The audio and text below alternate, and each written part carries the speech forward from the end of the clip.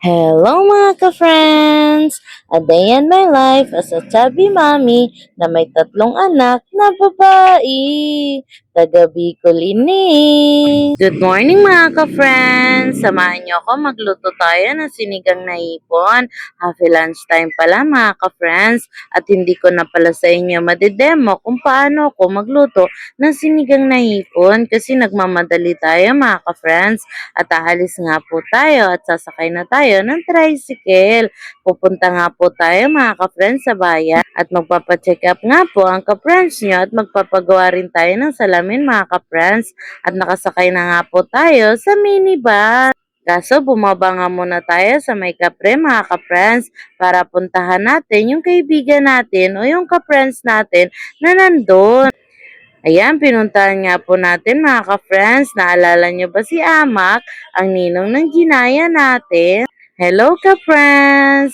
Pumunta nga kami dyan mga ka-friends at kamustahin din siya. At pumunta rin kami kay Kuya at kay Ate Lydia. Kaso nga lang wala daw si Kuya at namamalingke kaya at nadadna namin si Ate Lydia. Babalik sana kami doon mga ka-friends. Kaso nga lang hindi na kami nakabalik kasi tanghali na at papasok pa nga ang mister ko. At nandito na nga tayo mga ka-friends, hindi na pala tayo nakapag-video sa pagpapacheck up kasi nagpagawa na tayo mga ka-friends ng salamin. At chinek na nga ni Doc yung mata ko mga ka-friends kung tumaas ba yung grado ko o yun pa rin o gumaling na siya. Kaso hindi naman daw gumagaling, sakit mo sa mata mga ka-friends. Pwedeng lumala yung grado mo o pwede rin mag-stay lang sa'yo. Sana all nag-stay talaga. At nagsusulat na nga tayo dyan mga ka-friends ng form at name ko, edad ko at kung tagasan ako. O diba pwede naman sabihin lahat ng information ko. At na-check up na nga ako ni Doc at may pinasuot na nga sa akin kung yun pa din daw yung grado ko o nag-iba na. O diba nangungulit na nga dyan mga ka-friends ang ginaya natin at pagkatapos nga ako i-check ni Doc ay nakuha niya na ulit yung grado ng mata natin mga ka-friends at mamimili na nga tayo ng frame. Yes mga ka-friends, papalitan na nga natin yung frame natin kasi magpo 4 years na rin siya at siguro sulit naman na yung binayad ko dun sa 4 na taon ba naman na ginamit ko mga ka-friends. At nakahanap na nga tayo dyan, yung simple lang pero hindi halata na nagpalit tayo ng salamin mga ka-friends. Pero yung iba mahalata kasi kulay brown yung dati at ngayon ang napili nating kulay ay kulay gray. Nag-payment na nga tayo dyan mga ka-friends. Syempre yung kukunin natin ay sakto lang sa budget natin. At baka may marinig na naman ako na balita sa akin na bakit daw hindi ako nauubusan ng pera. Oh no, bakit ganon? At pagkatapos nga natin doon sa pagpapagawa ng salamin ay pumasok muna tayo sa Save More. At para mamili ng blender mga ka-friends kasi bumibigay na daw yung blender ng ating ka-friends na si Kiro sa store. At pagkatapos nga nun ay nagbayad na nga tayo mga ka-friends sa cashier. At yung mga ibang pinamili natin. At syempre pagkatapos nun mga ka-friends ay bumalik na tayo sa paggawa ng salamin at kinuha na nga natin yung salamin natin mga ka-friends. At pagkatapos noon ay nagabang na nga tayo ng sasakyan, pauwi ng tindahan at nagmamadali nga tayo mga ka-friends kasi may pasok pa ang mister ko.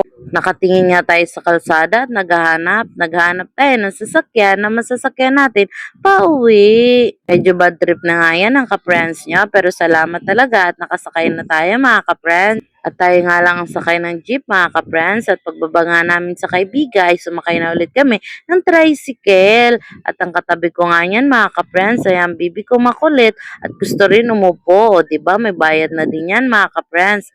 10 pesos. At ayaw niya talaga magpakarga mga ka-friends. Gusto niya talaga umupo lang. Sakto pagdating natin mga ka-friends sa tindahan ay sinubukan na natin yung blender natin para kung may sira man ay maibalik natin sa Save More. Kasi doon tayo bumili mga ka-friends at para madalian lang hindi na tayo pumunta sa SM kung saan mambilihan ng blender pero matibay daw to mga ka-friends kasi Astro ng tatak niya. Ayan na nga, buena mano nga ang ka-friends nyo at para itry na din natin, tawa nga ng tawa ang tindero natin kasi nagkamali ako mga ka-friends. Pero okay na din yun, at least na blender nga yung shake at masarap. At pagkatapos nga yan mga ka-friends, nagpahinga lang ang ka-friends nyo at pumasok na nga si Mr. at ilang oras lang ay umalis naman kami ni Ginaya. Syempre mga ka-friends, bago yung blender kaya papalitan na din natin yung ibang gamit na siya shake kasi pangit na rin yung panghalo ng ating ka-friends na si Kiro kaya maghanap tayo sa PH Home. Yung PH Home pala mga ka-friends ay dito lang malapit sa amin sa may kaibigan ka lang,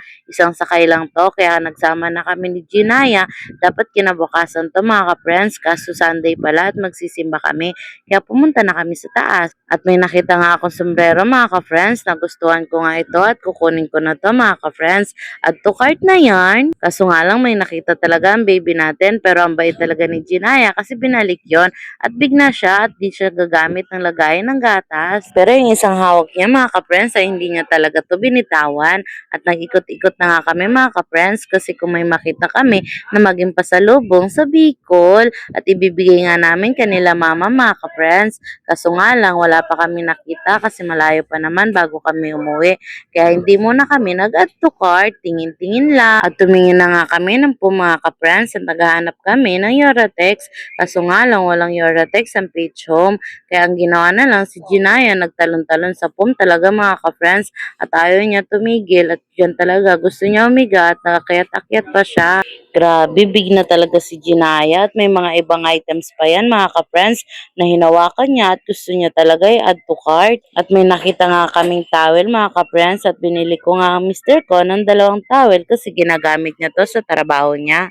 At may nakita akong punda mga ka-friends, ang ganda-ganda niya. Gusto ko talaga siya i-add to cart kaso nga lang pagtingin ko walang zipper. Kaya binalik ko siya at nakakita ko ng panyo mga ka-friends, kumuha pala tayo dyan ng isa at susubukan muna natin kung cotton ba siya at kung cotton nga at babalik tayo dyan mga ka-friends. Nag-ikot-ikot lang kami mga ka-friends at maya-maya ay pumunta na nga kami sa cashier para magbayad kasi masyado na talagang makulit ang kasama ko kung saan na yan nakakarating at kung ano-anong items na nilalagay niya dito sa ating cart. Buti na nga lang napapansin ko mga ka-friends kasi kung hindi ko napansin ay meron siyang nabili mga lobo, kandila at hindi ko alam kung anong gagawin niya doon. At hindi ko alam at yumakap na siya sa akin, nasasad siya at sa isip siguro niya ay uuwi na kami at hindi na siya makakapag-play. At nagbabayad na nga tayo mga ka-friends sa cashier. Yan na nga yung towel na sinasabi ko mga ka-friends at dyan ko lang napansin yung mga kandila at mga balon sa inad to cart ni Ginaya. Kaya inalis ko siya mga ka-friends pero hindi ko sa kanya pinalata at nag-iwan lang ako ng isang balons para paglaruan niya dito sa bahay. At ito nga pala mga ka-friends yung toys na nakuha niya sa PH Home at hindi niya talaga binitawan. At nakauwi na nga kami niyan mga ka-friends. Salamat pala sa panonood niyo. At huwag niyong kakalimutan na i-like at i-share at i-follow ang account natin mga ka-friends. Hanggang sa muli! Bye-bye! Salamat sa panonood!